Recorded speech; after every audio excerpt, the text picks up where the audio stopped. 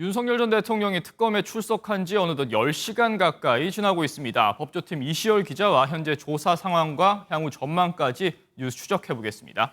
네, 이 기자. 예상과 달리 오전에는 순조롭게 조사가 진행이 되는 모습이었는데 오후 들어 마찰이 빚어졌습니다. 양측의 기싸움이 상당히 팽팽한 것 같아요.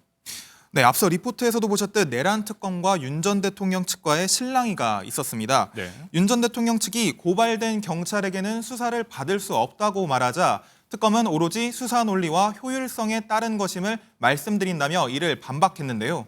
이에 따라 윤 전 대통령이 조사실로 들어가지 않으며 조사가 중단될 위기에 놓이기도 했지만 오후 4시에 가까스로 조사가 재개됐습니다. 윤 전 대통령 측이 조사에 순순히 응하진 않는 모습인데 이러한 모습이 향후에 있을 수 있는 구속영장 청구에 대비한 포석이라고도 볼 수 있을까요? 네, 그렇게 해석될 여지가 충분하다고 할 수 있습니다. 네. 이번 조사를 바탕으로 특검은 빠른 시일 내에 구속영장을 청구할 것으로 보이는데요. 처음에는 윤 전 대통령 측이 신병을 구속할 필요성이 없다는 것을 보여주기 위해 협조적 태도로 나오는 게 아니냐는 분석이 나오기도 했습니다. 하지만 오늘 윤 전 대통령 측은 특검 입장에 대해 거의 실시간으로 반박 입장을 내놨습니다.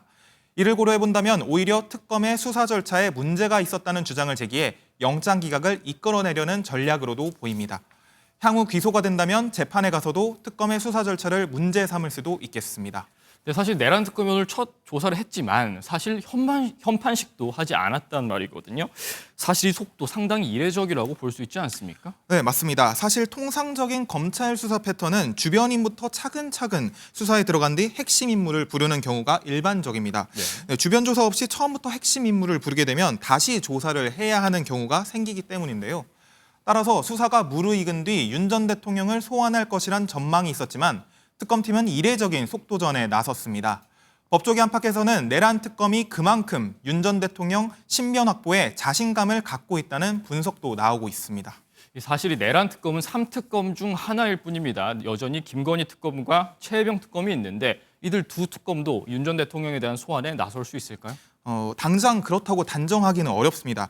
현재 윤 전 대통령에 대한 수사와 신병 확보가 내란 특검에 쏠린 상황인 만큼 다른 특검이 섣불리 윤 전 대통령에 대한 조사를 진행하기는 어려워 보입니다. 또 다른 두 특검은 아직 사무실도 제대로 갖춰지지 않아 다음 달은 돼야 본격적으로 수사를 시작할 것으로 보이는데요. 윤 전 대통령보다는 다른 사건 관계자들에 대한 수사가 먼저 이루어질 것으로 예상됩니다. 사실 전직 대통령의 이런 출석, 우리가 처음 보는 장면은 아닌데 오늘 윤 전 대통령의 출석이 이전과 사뭇 다른 점도 있었죠. 네, 그렇습니다. 그동안 검찰 소환 조사를 받았던 전직 대통령들은 전두환 전 대통령을 제외하고는 간단한 소회를 밝혔는데요. 한번 같이 들어보시죠. 뭐 없는 일이 있습니다. 국민 여러분께 송구스럽게 생각합니다. 참담한 심정으로 이 자리에 섰습니다.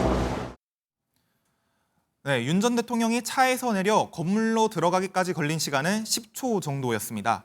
취재진의 질문에는 일절 답하지 않은 채 카메라 플래시에도 아랑곳하지 않는 듯 포토라인을 그대로 지나쳤습니다. 네, 여기까지 듣겠습니다. 지금까지 법조팀 이시열 기자였습니다.